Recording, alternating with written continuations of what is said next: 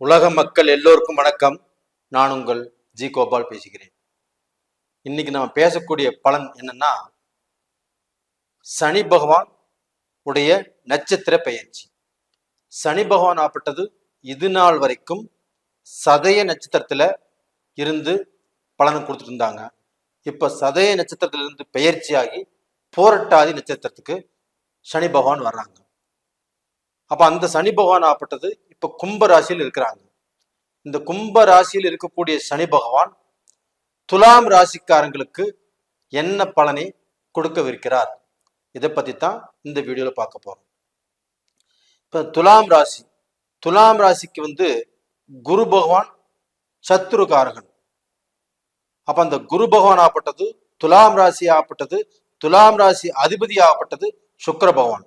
இந்த சுக்கிர பகவானுக்கும் குரு பகவானுக்கும் என்னைக்குமே ஒத்து வர்றதில்லை. அப்ப அதனால இந்த குரு பகவான் ஆப்பட்டது துலாம் ராசிக்காரங்களுக்கு கெடுதலை பண்ணுவாரு அப்படிங்கிற ஒரு வினை இருக்குது. அப்ப அந்த துலாம் ராசிக்கு இந்த குரு பகவான் ஆப்பட்டது 3-6 கூடிய கிரகம் 8ஆம் இடத்துல இப்ப இருக்கிறாங்க. அதாவது மேசத்திலிருந்து பெயர்ச்சியாகி மே 1ஆம் தேதி ரிஷபத்துக்கு அந்த குரு பகவான் வந்திருக்கிறாங்க. அப்ப துலாம் ராசிக்கு 8ஆம் இடத்துல இருக்கிறாங்க. அப்ப இந்த 3-6 கூடிய கிரகம் 8ஆம் இடத்துல இருப்பது துலாம் ராசிக்காரங்களுக்கு யோகம். அது போக துலாம் ராசி ஆப்பட்டது 5 கூடிய சனி பகவான் சதய நட்சத்திரத்திலிருந்து பயிற்சியாகி குருவுடைய நட்சத்திரமான போரட்டாதி நட்சத்திரத்துல இருக்கிறார் இன்னைக்கு. அப்ப இந்த சனி பகவானுடைய பெயர்ச்சி போரட்டாதி நட்சத்திரத்துல இயங்குவதும் அந்த நட்சத்திரத்தின் அதிபதியான குரு பகவான் 8ஆம் இடத்துல இருப்பதும் துலாம் ராசிக்கு 2வது யோகம். அப்ப இந்த யோகத்தினுடைய பலன்களை நம்ம சொல்ல போறோம். இதற்கு முன்னாண்ட இந்த குரு பயிற்சி பலன்கள், தமிழ் வருட பிறப்பு, இது எல்லாமே நம்ம பேசியிருக்கிறோம். தேவைப்படுறவங்க அதில் போய் பார்க்கலாம். அதே சமயத்துல இந்த சேனலை நீங்க ரொம்ப ஆர்வமாக நல்ல முறையில பார்த்துட்டு வரீங்க. இந்த சேனலுக்கு எல்லாருமே லைக் பண்றீங்க, சப்ஸ்கிரைப் பண்றீங்க. உங்க எல்லாத்துக்குமே என்னுடைய நன்றிகள். மேலும் சப்ஸ்கிரைப் பண்ணாதவங்க சப்ஸ்கிரைப் பண்ணிக்கோங்க. இப்ப இந்த துலாம் ராசிக்காரங்களுக்கு ஆகப்பட்டது இப்ப இந்த புரட்டாதி நட்சத்திரத்துல சனி பகவான் இயங்குவதால் அவங்களுக்கு நடக்கக்கூடிய முதல் பலன் என்னன்னா, 8ஆம் இடத்துல குரு பகவான் மறையிறது. அப்ப 8ஆம் இடத்துல குரு பகவான் மறைந்தால் உங்களுக்கு வரக்கூடிய கண்டங்கள், அதாவது 8ஆம் இடம்னாவே ஆயுள்காரகன், அதே சமயத்துல கடன் வாங்கிட்டு கொடுக்க முடியாம வனவாசம் போறது, அவங்களுக்கு பார்க்க போன மரணத்துக்கு ஈக்குவலான கண்டங்கள் வர்றது, இந்த மாதிரி பிரச்சனைகளை கொடுப்பதான் 8ஆம் இடம். அப்ப அந்த 8ஆம் இடத்துல குரு மறைவதால் இந்த மாதிரி பிரச்சனைகளுக்கு உங்களுக்கு எந்த விதமான கெடுதலும் வராது. அப்போ கடன் பிரச்சனையால தலைமறைவாவதோ, இல்ல வனவாசம் போறதோ, இல்ல பார்க்க போனா மரணம் சம்பந்தப்பட்ட பிரச்சனைகள் வர்றதோ, இல்லைன்னா இந்த காலகட்டத்துல விபத்துகள் நடக்கிறதோ, எதுவுமே துலாம் ராசிக்கு வருவதற்குண்டான வாய்ப்பே இல்லை. இது போதாதுங்களா, முக்கியமான பிரச்சனையில இருந்து நீங்க தப்பிச்சிருக்கிறீங்க. இந்த விஷயம் உங்களுக்கு கண்டிப்பாக ஒரு நல்ல ஒரு ஆத்ம திருப்தியை கொடுக்கும். இது போக அந்த 5ஆம் இடம் என்பது புத்திரஸ்தானம். அப்ப அந்த புத்திரஸ்தானம் என்ன, ஒருத்தருக்கு பார்க்க போனா குழந்தை பாக்கியம் சம்பந்தப்பட்ட இடம். அப்ப அந்த குழந்தை பாக்கியத்தினால, அந்த குழந்தை கிடைக்காததுனால எத்தனையோ பேர் வருத்தப்பட்டு வேதனைப்பட்டு வாழ்க்கையில நம்மளுக்கு ஒரு புத்திர பாக்கியம் கிடைக்காதா அப்படின்னு குலதெய்வத்துக்கிட்டையும் வேண்டி எல்லா கோயிலுக்கும் போய் எந்த ஒரு திருப்தியும் கிடைக்காமல் இன்னைக்கு பார்க்க போனா ரொம்ப வேதனைப்பட்டு மனசு நொந்து இன்னைக்கு வாழ்க்கையில வாழ்ந்துட்டு இருக்கிறீங்க.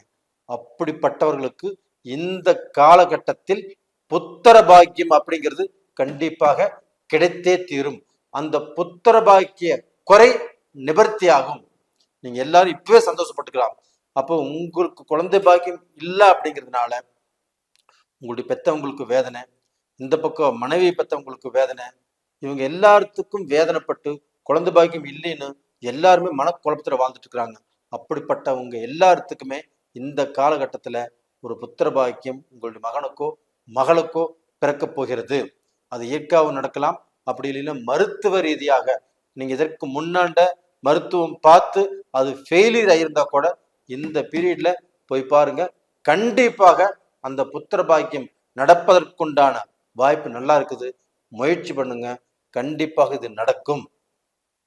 இது போக பார்த்தீங்கன்னா இந்த 5ஆம் இடம் என்பது பூர்வீக சொத்து சம்பந்தப்பட்டது.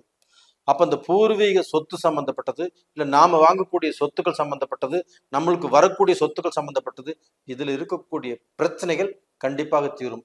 அப்போ உங்களுக்கு பூர்வீக சொத்துனால பிரச்சனைகள் இருந்து அதுல வம்பு வழக்கு கேஸ் போயிட்டு இருந்தா கூட இதுவும் சாதகமாக முடியக்கூடிய நேர காலமாக இப்ப இருக்கிறது.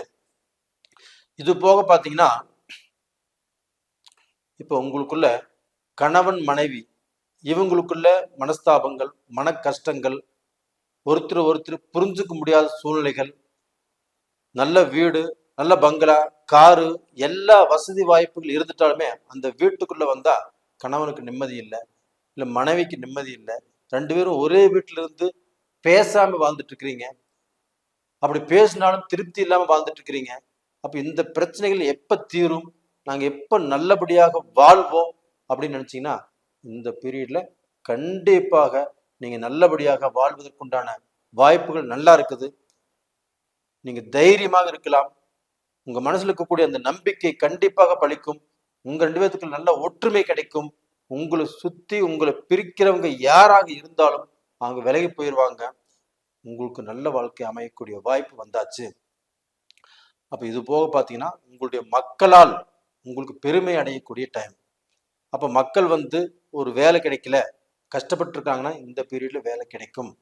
ஒரு காலேஜ்ல சீட் கிடைக்கல, நல்லா படிச்சிருக்கிறோம், நம்ம எதிர்பார்த்த சீட் கிடைக்கல, எதிர்பார்த்த காலேஜ் கிடைக்கல, நம்ம எதிர்பார்த்து வெளிநாட்டுக்கு போய் அங்கேயும் நம்மளுக்கு நல்ல திருப்தி கிடைக்கல அப்படின்னா இந்த காலகட்டத்துல உங்களுக்கு எதிர்பார்த்த அந்த காலேஜ்ல எதிர்பார்த்த சீட்டே கிடைக்கும்.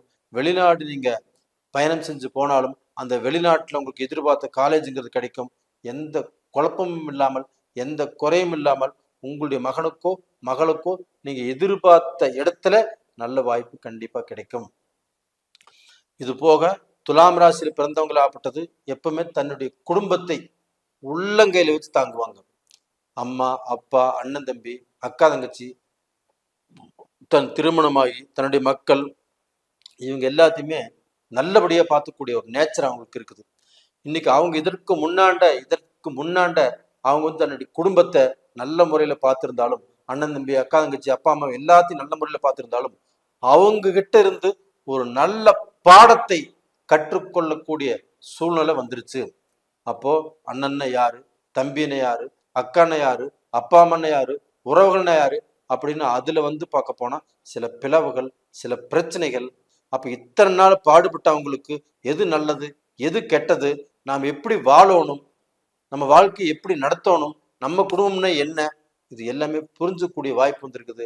அவங்களுக்கும் இந்த காலகட்டத்துல கண்டிப்பாக நல்லா இருப்பீங்க, நல்ல நிலைமைக்கு வருவீங்க. நீங்க புதுசா ஒரு தொழில் ஆரம்பிப்பீங்க. நீங்க ரொம்ப நாளா நினைச்சிட்டு இருந்த தொழிலாகப்பட்டது இப்ப நீங்க ஆரம்பிக்கிறதுக்கு உண்டான வாய்ப்புகள் வந்திருக்குது. அதனால தைரியமாக இருங்க, தன்னம்பிக்கையோடு இருங்க. நீங்க இழந்ததை அடைந்தே தீர்வீர்கள் அப்படிங்கிற நான் கண்டிப்பா சொல்றேன். இது கண்டிப்பா நடக்கும். இப்போ டோட்டலா பாத்தீங்கன்னா துலாம் ராசியில பிறந்த ஆண் பெண் யாராக இருந்தாலும் அவங்களுக்கு இருக்கக்கூடிய கஷ்டத்திலிருந்து விடுதலையாகி ஒரு நல்ல பொசிஷனுக்கு வரக்கூடிய நேர காலங்கள் வந்தாச்சு. அப்ப இந்த பீரியட்ல நீங்க யாரையுமே நம்பாதீங்க, யாரையுமே கண்டிப்பா நம்ப வேண்டாம். அது போக உங்களுக்கு ஒரு முடிவு எடுக்கிறீங்கன்னா நீங்க ஒருத்தர் கேட்டு செஞ்சுட்டு இருப்பீங்க, இல்லை ஒருத்தர் குருவா நினைச்சிட்டு இருப்பீங்க. அவங்களுடைய பேச்சு கூட இப்ப இந்த பீரியட் நம்ப வேண்டாம், உங்களை நீங்க நம்புங்க, அது கரெக்டா இருக்கும். அப்ப நேயர்களே, இந்த பதிவு பிடிச்சிருக்குன்னு நினைக்கிறேன். பிடிச்சிருந்தா லைக் பண்ணுங்க, சப்ஸ்கிரைப் பண்ணுங்க, ஆல் அப்படிங்கிற பெல் பட்டனை ப்ரெஸ் பண்ணிக்கோங்க. இந்த நேரத்துல நீங்க வழிபட வேண்டிய தெய்வம் என்னன்னா பெருமாளை கும்பிட்டு வாங்க. அந்த பெருமாளுடைய அனுகிரகங்கள் கண்டிப்பா உங்களுக்கு நல்லா இருக்கும். முடிஞ்சா திருப்பதி ஒரு முறை போயிட்டு வாங்க. அப்படி திருப்பதி போக முடியலன்னா அருகாமையில் இருக்கக்கூடிய வெங்கடாஜல பெருமாளை கும்பிட்டு வாங்க, கண்டிப்பா நல்லா இருப்பீங்க. உங்களிடமிருந்து விடைபெறுவது உங்களின் ஜி கோபால். நன்றி, வணக்கம்.